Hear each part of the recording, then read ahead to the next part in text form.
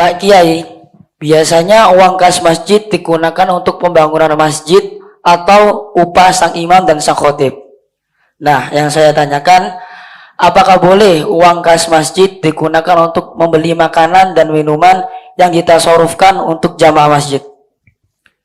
Ini terkait pertanyaan bagaimana hukum memanfaatkan uang kas masjid yang dikumpulkan dari para jamaah gitu ya. Memang umum ada kotak amal begitu ya. Ini kan umum di kalangan takmir-takmir masjid atau jamaah masjid.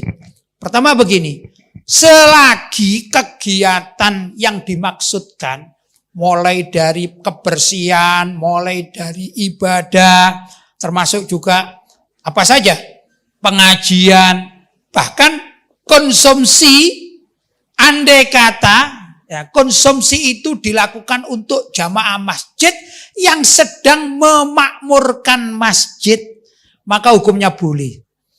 Jadi orang yang menyumbang atau bersedekah melewati kotak amal masjid tujuannya adalah memakmurkan masjid.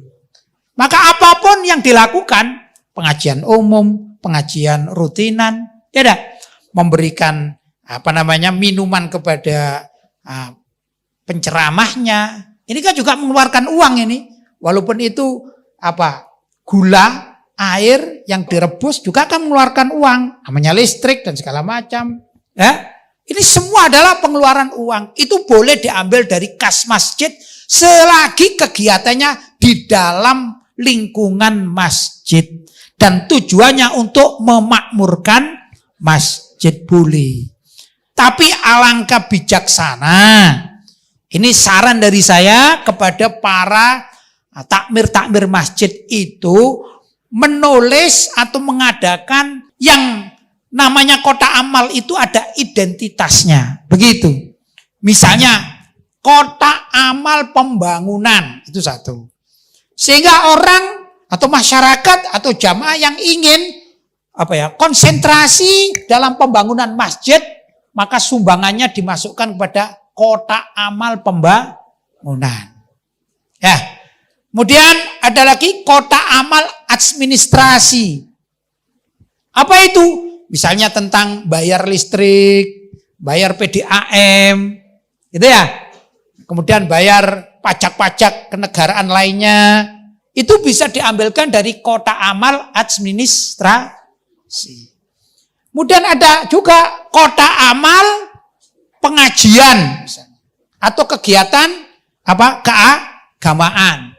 Maka diambil nanti seluruh kegiatan yang sifatnya pengajian, diambillah mulai dari bisyarah atau pemberian saku kepada sang pembicara, penceramah atau dai-nya atau ustadznya, diambil dari situ.